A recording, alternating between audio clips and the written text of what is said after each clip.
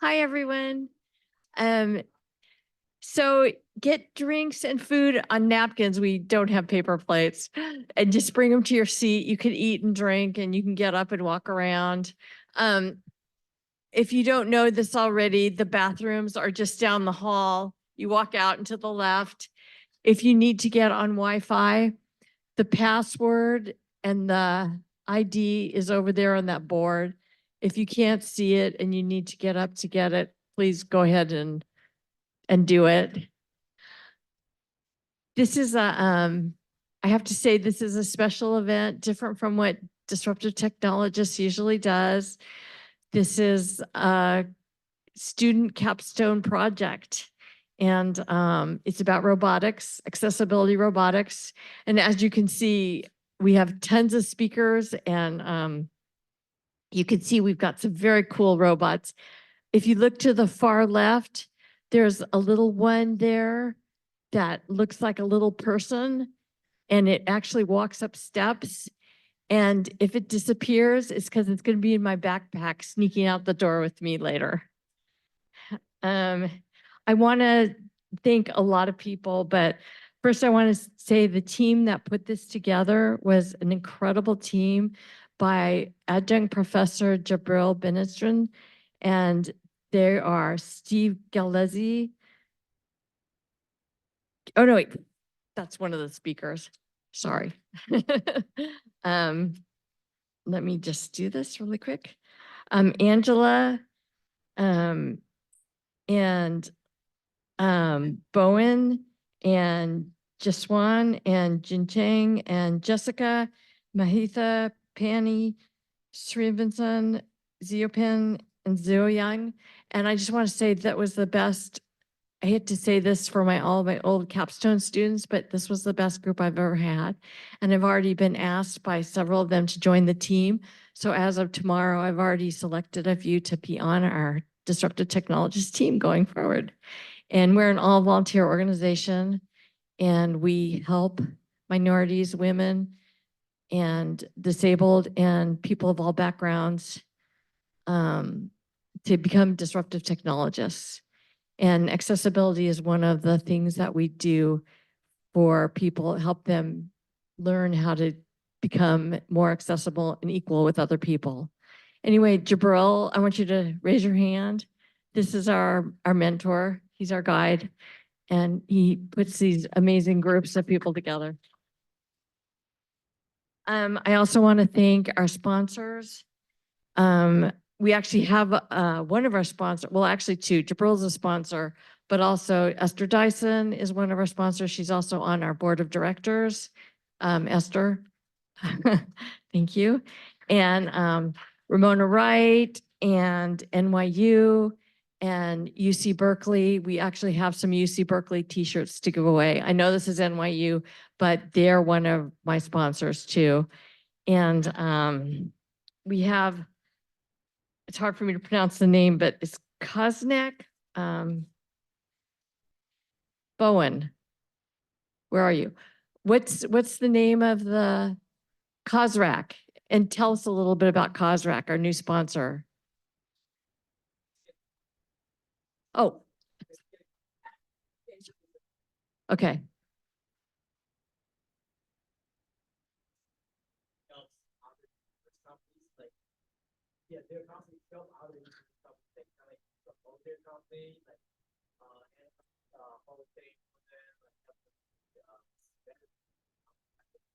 Great, great. Thanks. Jeff Ziotag, Jeff Paul is also a sponsor, and he's also our videographer, and he handles all of our video, and it's actually pretty incredible because he actually puts together a table of contents. So when you watch our video, you can actually flip to the one you want to listen to. If you don't want to listen to any of the speakers except for, let's say, one of them, like Sage, then you can just skip everyone else and just go to Sage. It's a very cool app. Yes.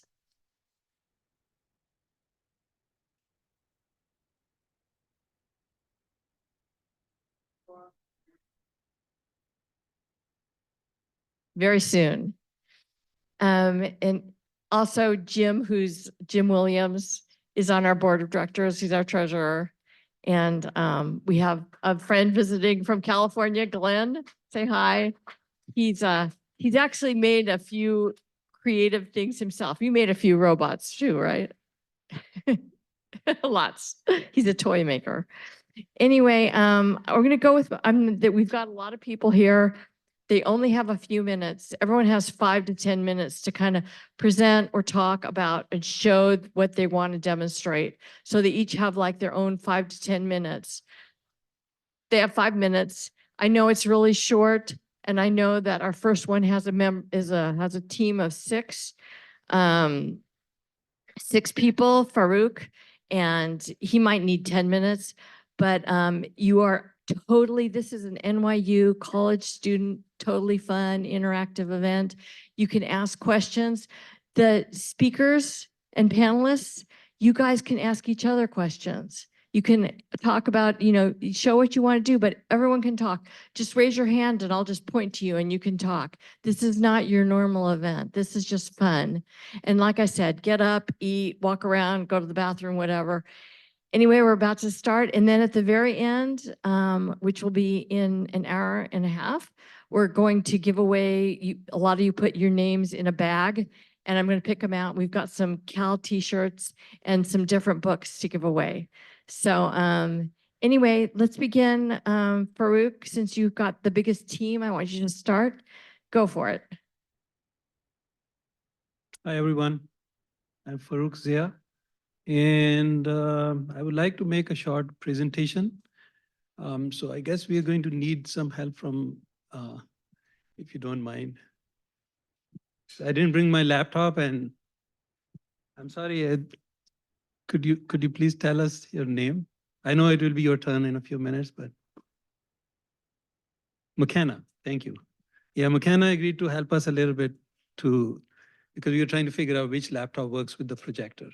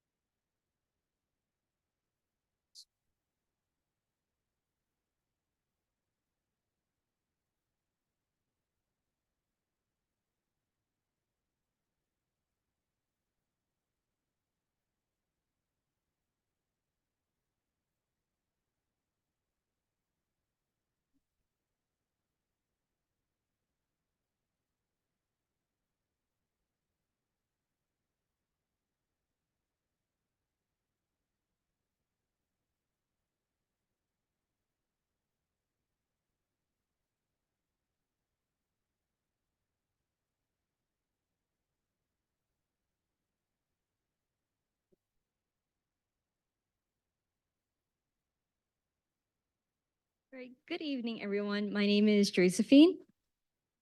My name is Jay Patel. I'm Neil. And I'm Frank Lee. And we'll be discussing about our the VIP team, Smart Wearable BioTracker VIP, which we will discuss about what we do. We will go over what the team does, some theoretical background, some hardware prototypes we have done, some published works the team has done so far, and also we'll wrap up the presentation with a conclusion. So our objective is to build an AI-enabled device that can help people with disabilities or with some diseases like Parkinson's disease. And the motivation for us to do this kind of project or having this kind of object is that we have the data. Like each year in the United States, there are over like 90,000 people who are diagnosed with Parkinson's disease, and also there are over 700,000 people who experience stroke each year in the United States. So we are hoping we can have a kind of device like this to help them to have a better living standard. Our device is kind of used to predict their gestures predict what they are going to do with their hands or gestures. So yeah, that is our objectives. And for some applications, while we are developing, we found some possible fields that we can use for our device. Like for the medical use, we are thinking to use our like gesture predictions to drive this kind of prosthetics or other devices that can help them to like perform the hand like performing like a hand. And also we are thinking to use them in the augmented or virtual realities that can help our users to immerse better into the virtual world instead of using the controllers, which is still a little bit weird right now. But if we can have this kind of device to predict the gestures, maybe we can like only use our hand and thus to immerse better.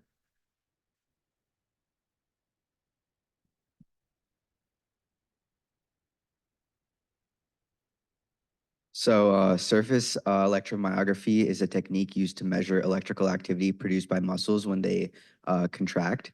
So it uses sensors placed on the skin above the muscles to detect these signals. Some pros are that it's very specific in detecting which muscles are active, and it's widely used and supported by a lot of research.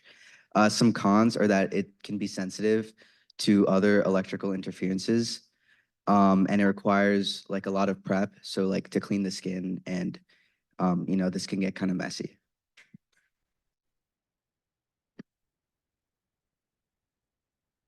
So mechanical myography is a technique used to study muscle function by detecting the vibrations or sounds the muscle produces when they contract. This is done by using sensors such as accelerometers or microphones placed on the skin over the muscles. So some pros are that it's useful in environments where electrical signals are problematic, and it can offer additional information about muscle mechanics that isn't available through electrical signal analysis. Some cons are that it's sensitive to external movements and ambient noise, which can interfere with accuracy in measurements.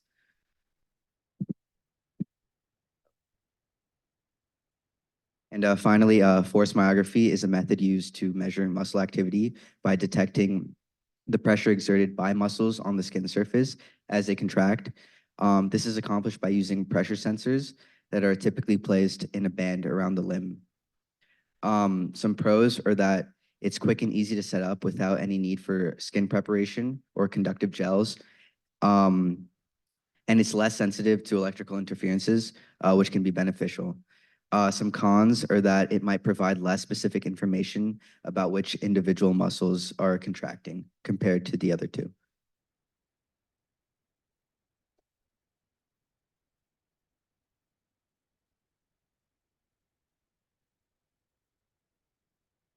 All right, so now for deep learning, just to give you a brief overview of what deep learning is that it's a subsection within machine learning.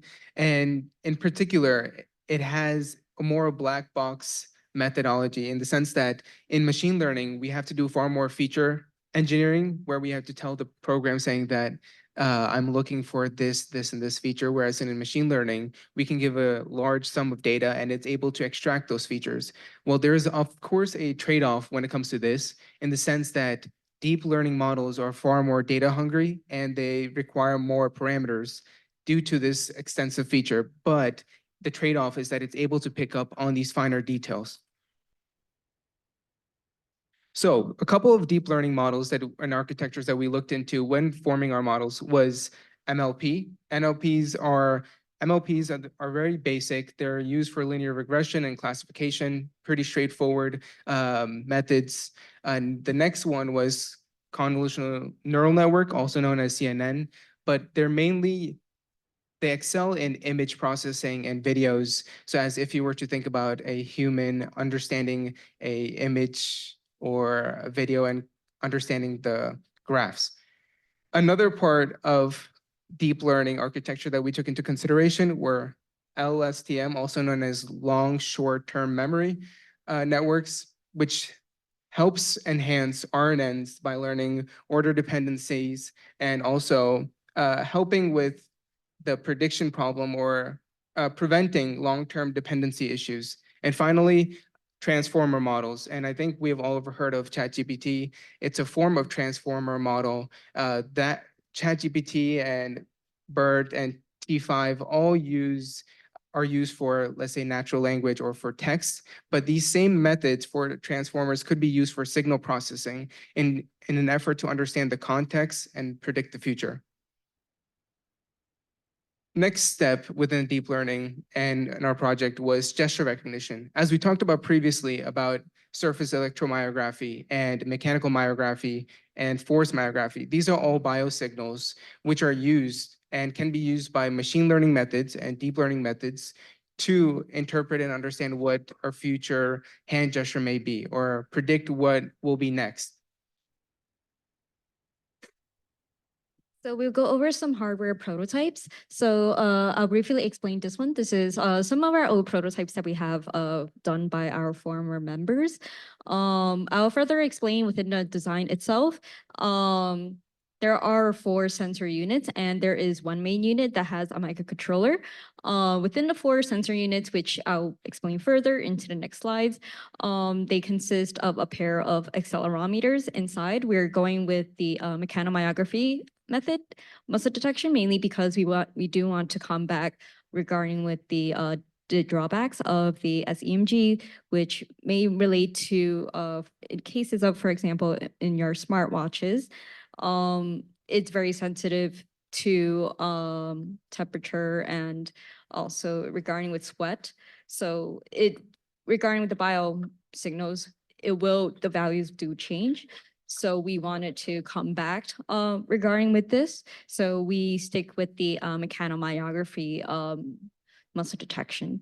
And the reason we didn't really go deep in detail with this is mostly because we wanted to make the design much more professional. We wanted to use better 3D mechanical shell resin. So we have our first prototype here. It's very similar, as you can tell, to the first prototypes that you have saw earlier. It uses the resin. It uses a tough 2000 resin, mostly because of its blueness, and the accelerometer that we use is 80XL345, mostly because there is a wide variety and use of SPI connections and also I2C. We wanted to send the data as much as fast as possible, so that's why we stick with this one, and we connected in SPI configuration. And within each sensor unit, as I explained, that there are 4 sensor units and there's one main unit. There is a noise accelerometer and there's a skin. The skin accelerometer is mostly towards closest to your arm. So whenever you do a certain gesture, the rods will move up, and you see the units will change. These accelerometer units are within our G units, so gravitational force. These are calibrated later within -2 to 2G, mainly because the frequency regarding the muscles is very less, maybe like around less than 50. So we kept it around in that range. And for the noise, this is just there mainly in order to get pure muscle readings, we wanted to subtract skin and noise so that we have an actual just muscle readings. And we also do have another prototype, and you're wondering why make another prototype? Well, regarding with this one, the performance, we did data collection with this one with 21 subjects, and there is approximately at least 90% accuracy in gesture recognition. But we wanted to compare that to another prototype which we created here. This is our second prototype, and you're wondering what's the difference between the two? Well, the difference between the two is the number of bits, data bits. The first one, the 80XL345 has 10 bits. This one has approximately 16 bits. So from the number of bits, we assume that if there's more bits, it's going to be more sensitive. So in a case where you bump against something, it would pick that up as well. So this is why we went with a smaller accelerometer. Everything is sort of shrinked down. However, it still has the main unit and the 4 sensor units. And regarding with the workings of this, we still haven't done data collection, but we do plan to compare the first prototype and the second one to see if the gesture recognition is approximately the same or if not better. So we got some exciting work that we have published. The first one being regarding, the title is Hand Gesture Recognition via Transient Phase. And if you're wondering what transient phase is that when you're creating a hand gesture, let's say you're making a fist, from rest to that fist phase, that initial jolt of electrodes that are passed through your muscles is part of that transient phase. So we thought, why are we predicting or recognizing a hand gesture when the signal is already sent? We should make a prediction when that first jolt is coming through from your brain to your hand. Therefore, we created a model using efficient CapsNet as a deep learning model that would allow subjects to predict their hand gesture using only 5% of data. So initially, we started off with only 5% of the data, achieving a 70% accuracy, and we pushed it to 20%, achieving 80% accuracy. The main reason why this is very important is because this model is able to be generalized for all of us. We all have presented different senses and different sensors when we're making a fist. What we did was we created a generalized model which can be applied to each one of you, and then it could be customized to each subject. The second paper was regarding channel dropout. So as sensors get old and they degrade, there might be a time when they lose a connection or they stop sending signals back. This is a common problem in modern hand wearable technologies. So to combat that, we created a model that even if we removed, let's say 25, 50, 75% of the channels, it would still be able to accurately predict what hand gesture will be coming next. This talks about the robustness of a sensor or of a device so that the longevity of a device can remain.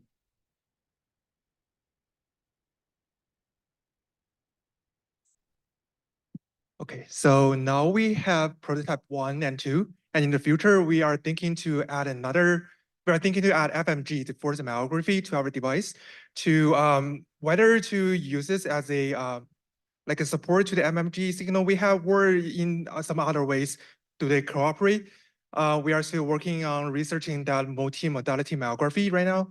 And also we are still trying to build a FMG signal receiving like sensor right now. We are thinking to use the 4 sensoring resistors to detect the FMG signal.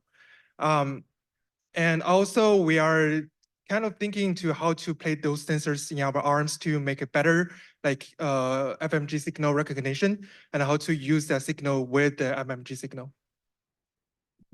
And finally, as we would like to, in the future, see our product out in market, it is also important to make this user-friendly. In particular, when we're putting on sensors on ourselves as a wearable technology, a few millimeters off could completely throw off the accuracy. As a result, by working towards a model that even if it's off 5 millimeters from its original location, it should still preserve its accuracy. So that's why we're working on how to do optimal patch encoding and how to also do flexor and extensor predictions.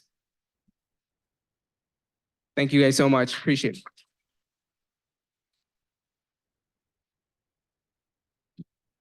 Thank you. Thank you, everyone. Thank you for those who waited till the bitter end here. I really appreciate it. We went a little bit over because we started a little bit late, but you guys did a great job. What's going to happen is I'm just going to pull some names out of a hat. We've got 5 UC Berkeley, New York t-shirts. 4 of them are women's, 1 men's, and we've got 5 books that are on pretty cool, innovative stuff. So I'm going to call your name, and Andrew, wave your hand. And if you could put the stuff on chairs and just come and grab whatever, if you want it. And if you're a guy and you want a t-shirt for your girlfriend, grab that. Okay, so Neil Kumar, Theo Chivu, Jessica Shaw. If any of you are still here, Anish, Pan, Lisa Palmer, Angelo, and Jay Patel. And if you don't see anything you want, totally understand. Let's see, I think that's 10. Wait, I can add a couple more. Ann Smith Patenger.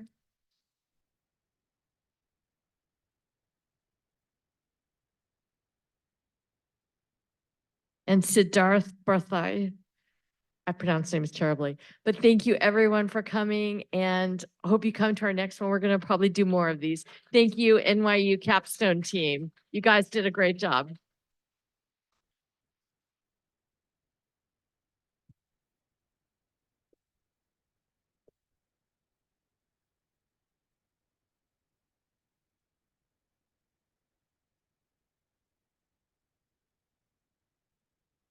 I would love that. And you have my card, right? Yeah. You already got it? Okay. But I would love that. God, if you could share that, send that to me. We're gonna post it on our YouTube channel. Hey, thanks, Bowen. So, you want to be part of the team? I'm sorry, what? So you're gonna be part of ET going forward? Thank you. Great. Yeah, that'd Love be having you. great. Yeah, Thanks, thank you. thanks for your help. Excellent today, man. Everything going well. Wow. I truly feel happy Thank for all of us. Yeah. It was fun and it was very informative. Oh, Keep it in there's touch. still.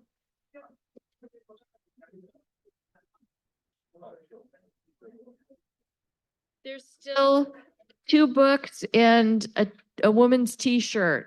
So if anyone wants them, come up and get them. 2 pretty cool, innovative books and 1 woman's large t-shirt. Thank you very much. Hi, do you want a book? I just took it. Oh, good. It was, Yeah, you were because it great. was my name. You know, Angela, let me give you my card. I would I know love, you gave me. okay, Yes, I yeah. would love to interview you for our website.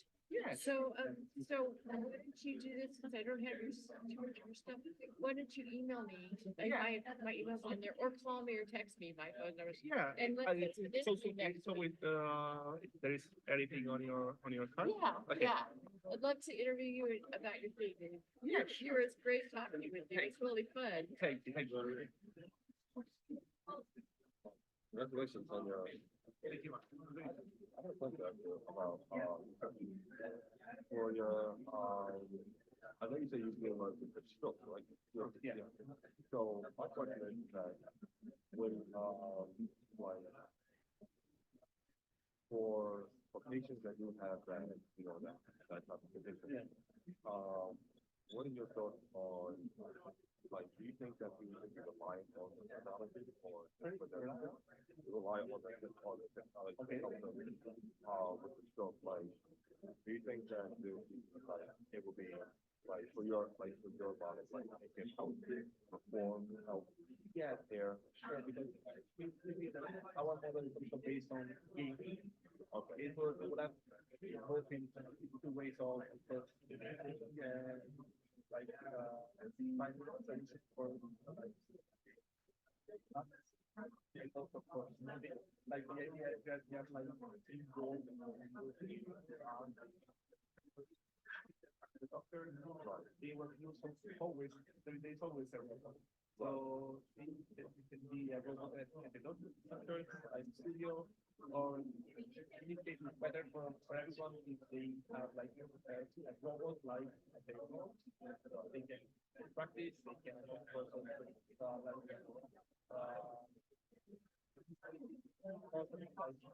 exercise. So they are like exercise So you can go beyond therapy. yeah, yeah. That's also our thought is also to make game eventually online, so that you see your scoreboard, you see also other users, floors, so that you are also involved with the English letter. If you have someone that you have like, so you have also involved with the English letter, you have always someone like people competing with you. Right. So you are engaged with the team.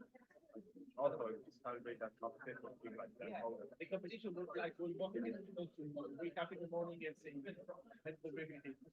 Oh, that sounds very cool. Yeah.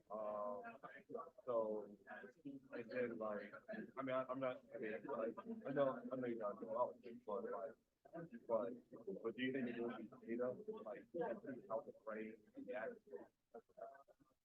That goes way beyond Yeah. the first, why not? So after now, there is sensor for everything. Yeah. There is a sensor that the bio sensor that can have like people like abilities, fully like processing now. So why not? It should be like a sensor that can collect data on your set of like your thoughts. You are like gaming is your thoughts. You are of course putting in some kind of sort of like something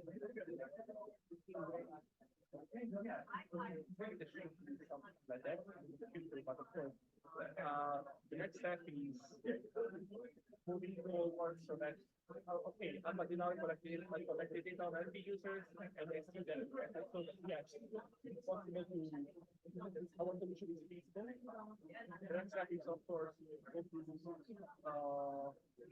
what you land on other hospitals asking those patients to play our game at this city. So it is for all the things that help the user, but it's also we collect data from patients also. We can compare the data with from the stroke patients with the data from the healthy users. We can compare them. We can see what is the difference in the movement, something like that. And maybe later we can also implement what you said. So we can also have something that will not only like the game, the user playing more, but we also collect data also on the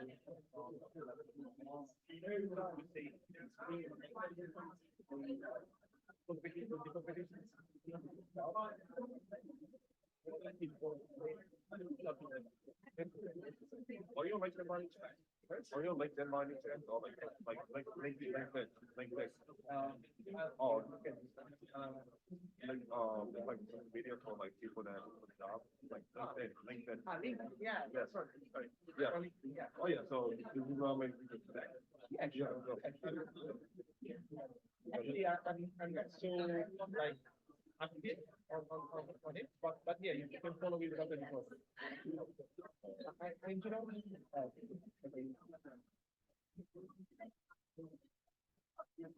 yeah.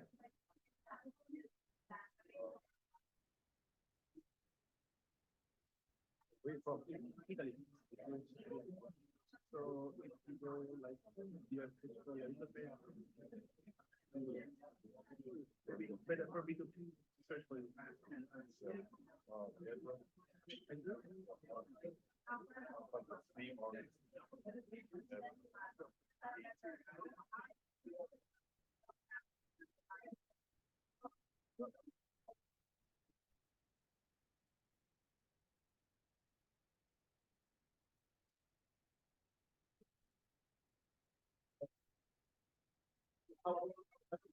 By yeah. Yeah, you will see by first. So like in Italy, like how far are they like, are they in terms of scope, in terms of scope, in how in Italy, how far? It's like a huge, there's a huge lab, which is the lab where I would like, go after my graduation, I will go there and make like 2-3 months of that. And then I'm fixing the subject here and I will that lab is really like one of That's at European level. So in biorobotics, biomechanics, rehabilitation, and education. So when I told them I research here, they were really interested because also they like research now is moving forward. So from this point of view, so how we find cheap solutions and that can be used for whatever other like patients, patients with a disability, so that they can practice at home without going to the doctor, without spending too much money. So they also going interact with here. So yeah, that's a good